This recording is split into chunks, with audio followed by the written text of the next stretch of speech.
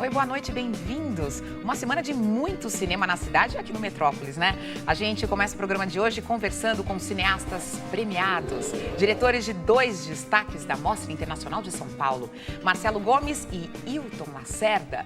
No Festival do Rio, o filme do Hilton Lacerda, Tatuagem, faturou 5 troféus e conquistou a plateia com uma história que se passa no final dos anos 70. Em meio ao cotidiano de uma companhia teatral marcada pelo desbunde, uma ação política e poética, o longa mostra o amor entre um jovem soldado e o diretor dessa companhia em plena ditadura. Muito bem, já O Homem das Multidões, de Marcelo Gomes e Carl Guimarães, ganhou o prêmio de melhor direção no Festival do Rio. Filme que acompanha um homem solitário em meio à agitação da metrópole, foi inspirado livremente num conto do escritor americano Edgar Allan Poe e filmado em Belo Horizonte, Minas Gerais. Já vamos começar a nossa conversa aqui. Marcelo, primeiro eu falei aqui que é Belo Horizonte, mas eu não reconheci que era Belo Horizonte. Nem tem menor importância também que foi em Belo Horizonte, que poderia se passar em qualquer cidade, porque todo mundo, eu acho que é solitário em qualquer cidade desse planeta aqui. Exato. Você é muito solitário também? Você se enxergou ali no personagem do Paulo André? Muito solitário. E o Carl Guimarães também, por isso que a gente sempre fazia um filme juntos, né? Para não ficar tão solitário, porque o exercício do diretor já é solitário. A gente se enxerga. Eu me enxerguei muito ali naquela solidão, viu? Isso. É interessante porque o conto de Edgar Allan Poe é o primeiro conto da história da literatura que se fala de solidão na cidade grande, né? Tem mais de 110 anos e foi escrito em Londres, quando ele passou um período lá. Quando o Carl me convidou para fazer uma adaptação desse conto, a gente achava que a gente tinha que, de uma forma ou de outra, refletir sobre a solidão contemporânea, né? E existem vários tipos de solidão, né?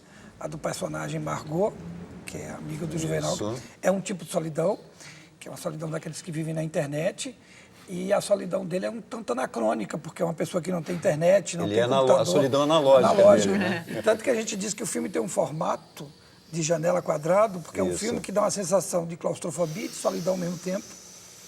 E também que é um formato que pode ser o Polaroid, que é da época do analógico, mas pode ser o Instagram, que é da época do virtual. Que bom isso! E esse é o primeiro filme Instagram da história do cinema. Acho que a gente até vai sugerir a Instagram um apoio. Eu não sei se isso para você tem importância no processo, mas foi um filme digital, né? Foi a primeira vez que você filmou assim digitalmente? Exato, é o primeiro filme que a gente trabalha com uma câmera digital. Uhum. Né? E foi muito bom porque a gente, de uma certa forma, ignorou que a câmera era digital e foi tão severo e rigoroso quanto a gente era na época da película, preocupada com plano, com enquadramento, ensaiar bem antes com os atores. E eu acho que, de uma forma ou de outra, isso se reproduz no resultado final do filme. Muito bem. Bem. A gente tá vendo você aqui. Viu, aqui estamos vendo as cenas. Aliás, com o Paulo André, que eu já conhecia, mas que é quase que a estreia dele em cinema, porque, nossa, ele está muito bem. Bom, a Silvia já conhecia também, a Silvia Lourenço. O pessoal está muito bem. Você viu o filme do Hilton, claro, né? Vi.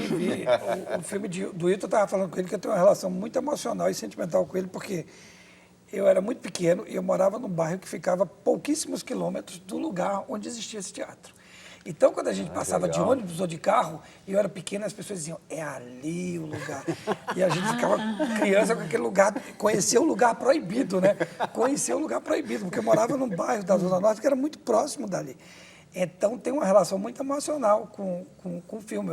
Para mim, é o filme que mais faz me recordar o que é o Recife, o que era o Recife, claro. o que é a cultura do Recife até hoje. Eu falei para o Hilton que, para mim, é o grande filme sobre o Recife, porque eu me identifiquei 100% com ele. Porque não foi só você que se identificou lá, muita gente se identificou. Ontem eu estava vendo esse filme com a Didi, a Didi disse, eu queria conhecer esse lugar. A sensação que eu tive, eu queria ver um show desse. Qual que foi a sua motivação para buscar essa história, essas personagens, Hilton? Até quando está fazendo um roteiro, pensando no filme, assim, tipo, você tem um bombardeio de ideias, né, que ficam vindo, assim, o que você quer fazer com isso, mas principalmente como você quer contar uma história e o que você quer fazer com isso, assim. E a ideia do Vivencial, eu acho que é meio essa coisa de lembrança afetiva. Eu acho que ele tem um pouco disso, como Marcelo. Né? Marcelo, a gente morava em bairros muito próximos. Eu nasci no bairro do Hipódromo, que é meio colado a Campo Grande, quando o Marcelo nasceu. Então, de certa forma, assim, eu também tinha essa história. Quando você era pequeno, você passava e falava, Vivencial Diversiones ali. Então, e depois disso eu conheci muita gente que trabalhou no Vivencial, que fez parte do Vivencial, até hoje conheço. Então foi uma coisa meio que acompanhou, assim. E como a ideia também era falar de um tema que fosse bastante contemporâneo, assim, tipo, se lançar ali um pouco no passado, nesse passado recente, era uma forma de recobrar, assim, tipo, um pouco dessa memória de construção de futuro, meio de uma provável utopia também, sabe?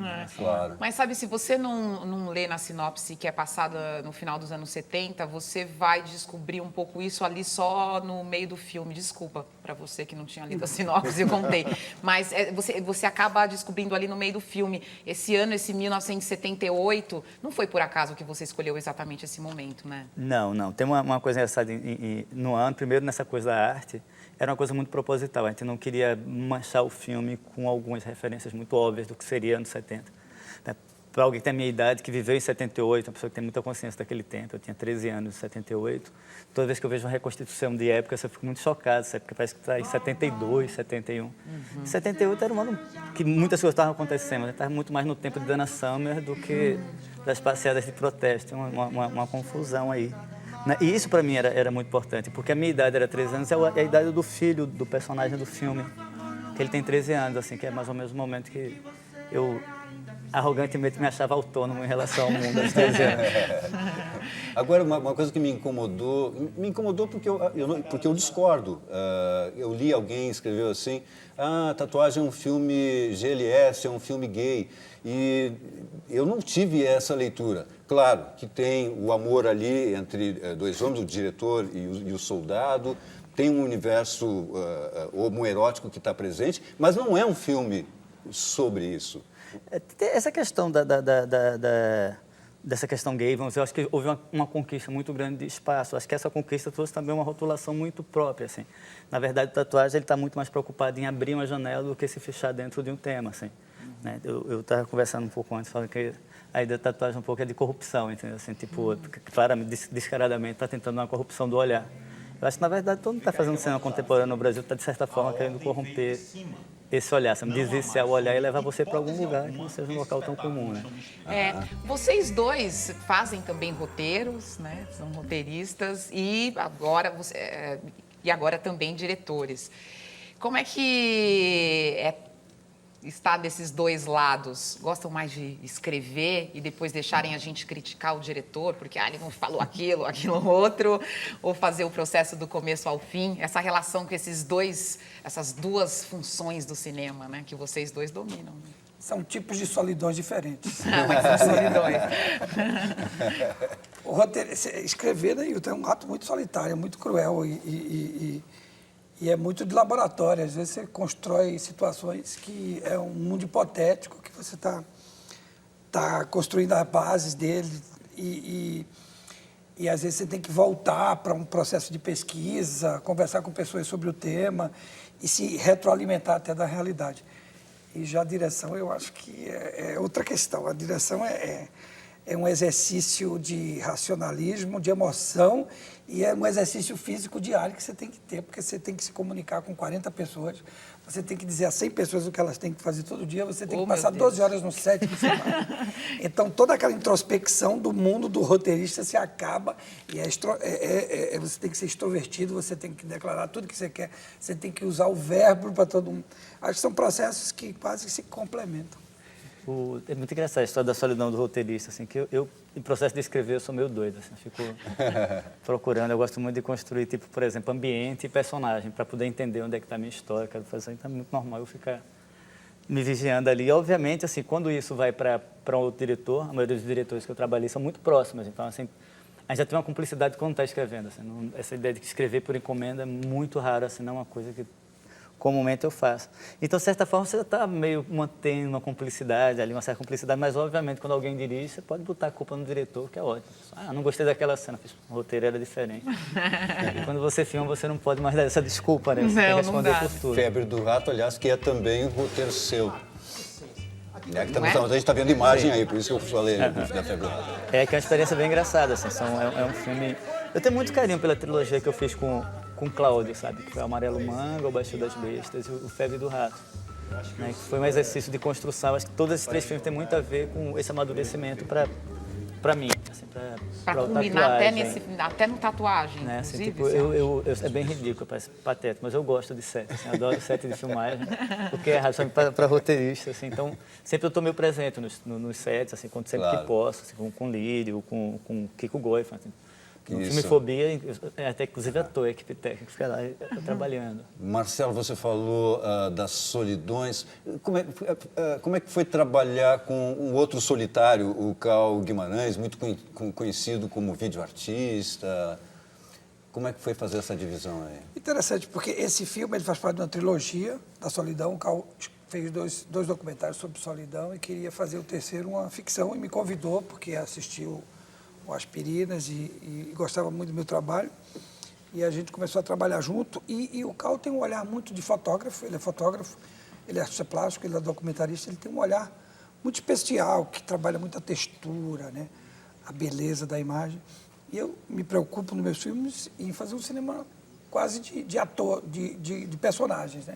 Onde o personagem está sempre presente, assim sempre foi. Então, eu acho que foi uma junção muito boa, porque ele sempre preocupado com o lado plástico da imagem, eu sempre preocupado com a construção dramatúrgica. E aí era muito engraçado, porque ele dizia, mas e a plasticidade daquela cena?